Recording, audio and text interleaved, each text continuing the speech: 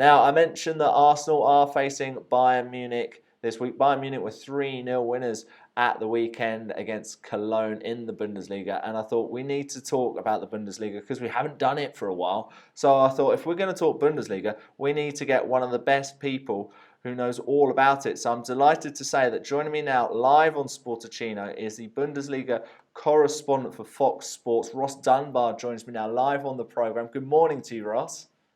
Good morning, Richard. How are you? I'm very good, thank you. So great to have you on the show this morning. Bayern Munich have extended their lead at the top of the Bundesliga now. It was a pretty comfortable win for them at the weekend, wasn't it, Ross? Yeah, they're getting into full gear now under Carlo Ancelotti. There was a lot of doubts in the first half of the season that this Bayern team was playing in first gear and not playing with the same intensity of Pep Guardiola's teams. But I think we've seen in the last few weeks, as the season has come into this final stretch, Bayern Munich have really stepped up a gear.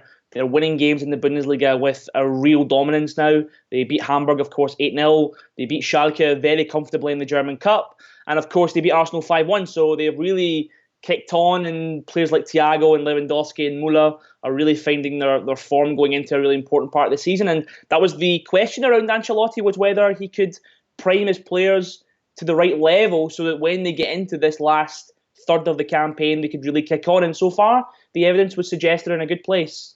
I've not seen too much of them this season, Ross. Is there much difference in their style of play compared to Guardiola? Yeah, there is a difference. I mean, Guardiola's teams were possession-based. They focused on positional play, so it was very intricate, very complex style of football. And you only have to look around Europe right now. There aren't many teams who play the style that Pep Guardiola wants to the same effect that Barcelona have done in previous years. I think with Ancelotti, the shackles have been taken off a little bit. They have been allowed to, I wouldn't say relax. Relax is probably not the right word, but not train as intensely as under Guardiola. I mean, Guardiola ran his players into the ground. He was quite an intense guy to work with, and of course, he can only really do that for 2 or 3 years. But Ancelotti has taken the shackles off, has allowed the players to play their interpretation of their positions a little bit more than what Guardiola wanted to. So, for example, Thomas Müller in the last few weeks has really came back into the kind of form that we saw 2 years ago because he's allowed to do the kind of things that he wants to. And Thiago, for example, another good example of a player who perhaps was forced to play a certain way under Guardiola, but actually under Ancelotti, he's allowed to do things a little bit more naturally, a little bit more intuitively, and that's kind of working out so far for them. Yeah, Thiago in particular was really impressive in that game against Arsenal. Are we expecting them still to put out a strong team, or will they rest a few players, do you think?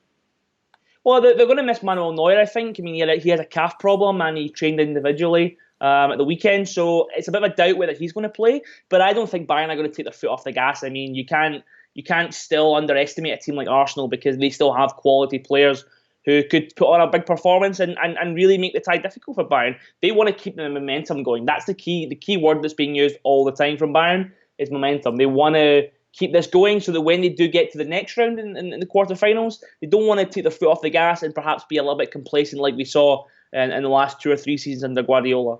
You talk about momentum. There's a slip up for Leipzig on Friday. They were 2-2. They had a 2-2 draw with Augsburg. Is it the momentum starting to stop with them? Are they going to continue to stutter until the end of the season, do you think, Ross? It's hard to say. I mean, I think this was a really surprising game, I think, for a lot of people because Leipzig have shown in the last few games that they've kind of got back to winning ways, and they've really shown that what we saw in the first half of the season wasn't a fluke. The advantage that Leipzig has is that they don't have to play European football, so they're not going to be tired. They're not going to have a lot of injuries. The only kind of spout of injuries that they've had has been when players have been down with the flu. So I think that gives you a kind of sign that they're not going to drop off dramatically. I mean, Bayern are still in outrageous form, so I think any chance of Leipzig probably winning the title is probably gone now. But Bayern have some really hard games coming up. I mean, I think that's very underrated that they've got to play all of the teams that they drop points against in the first half of the season in the next 4 or 5 weeks. So how they manage that will be really telling in terms of the title. But even if Leipzig finish second and qualify for the Champions League, I think that will be seen as a very good achievement for them. Well, that's the interesting story which has come up in the last few days, isn't it, Ross? That they could qualify for the Champions League but might not be allowed to play in it. Tell us a bit more about that, please.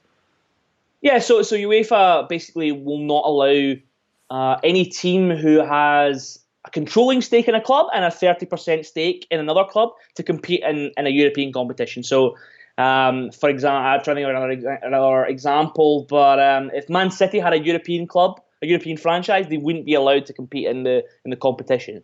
But with Red Bull, of course, they have RB Salzburg in the Austrian league, and they haven't qualified for the Champions League in like 11 attempts, so it's been a bit of a failure from that point of view. But I mean, all of Red Bull's focus now is on Leipzig. I mean, their sole target was to get a Bundesliga club. They've got that. They want to be German champions in the next 4 or 5 years, and obviously to get into the Champions League, they're going to have to focus their attention on one club. I'm interested to see how that works out. I'm pretty sure that UEFA will find a compromise. But that compromise could be that Red Bull will just pick which club they would want to be represented in the competition. And surely that would be Leipzig, wouldn't it? Yeah, absolutely. No doubt about it. Yeah.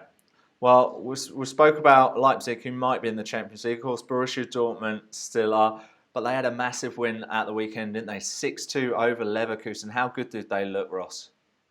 They're playing some outstanding football right now. That's the kind of paradox with Borussia Dortmund, because they can go from being really, really bad to being really, really good. And there doesn't appear to be anything in the middle. I think we've seen that a lot this season. I mean, even in the game against Benfica when they lost 1-0, they still had 4 or 5 really clear chances to go ahead.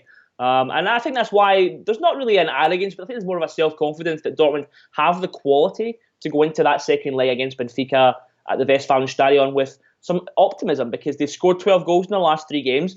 Dembele is still in outrageous form. Aubameyang is starting to score again. It's a bit disappointing that Marco Reus is not going to be available, but they still have players who are performing to a good level that they could replace him. Dortmund, I think, will be quite modest in their expectations this year. I know that people think they're the second force in German football right now, but they're not, clearly, by the looks of the league table. I think if they can qualify for the Champions League again next season and perhaps put together an extended run this campaign, then that'll be happy enough for the executives of Borussia Dortmund. Do you not think they could overtake Leipzig in the table?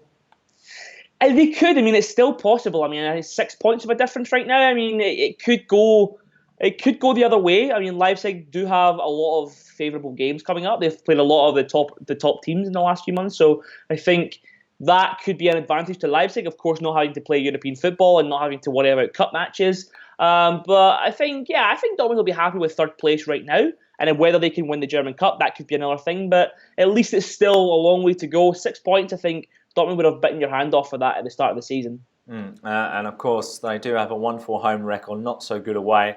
So this 1-0 deficit against Benfica isn't too big of a one for them to catch up to. Of course, Dortmund's win was against Leverkusen, and they went on to sack their manager, didn't they? Was that a surprise for you, Ross? I think it was for me personally. I mean, I know that a lot of people have said that it wasn't a surprise based on the results, and I think there's an element of truth in that. I mean, Leverkusen have really underperformed this season.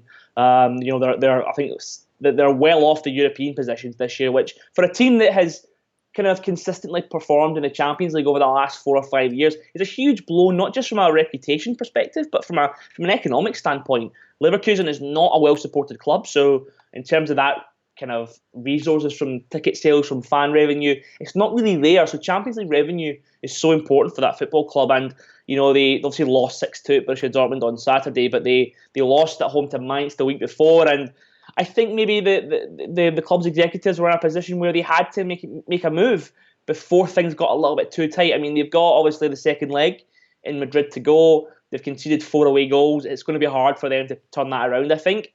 Don't get me wrong, it's possible. And I think if they bring in a coach over the next few days, maybe they've got half a chance next week. But I think their prime focus will be on trying to sneak into the Europa League positions, because in terms of keeping players like Julian Brandt, in terms of keeping players like Chicharito, for example, then I think that is going to be really important for them. So Roger Schmidt's gone. Who could be the potential candidates to replace him, Ross?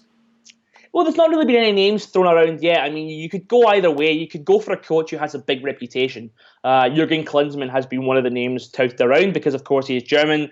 He knows the league, and of course is free now. Of course, after leaving the US national team, so that could be an option in terms of really boosting the club's profile in Germany. Which, to be fair, it's not really that a popular club. I mean, they're not a traditional club, so they don't really have a lot of fans across the country like Dortmund or Schalke. Other options could be Possibly Alex Zorniger, who's the coach of Brøndby. He was the coach of Stuttgart before and Leipzig. So there's different options there. I think they should probably look outside of the Bundesliga, because I think that's where maybe they can get a coach who can put together a winning team on not so much money. They don't have the same resources as the top four at the moment. So they're going to have to try and find a way to make up for that. And yeah, I mean, there's a lot of good coaches out there right now, so I'm sure they won't have much of a problem with that.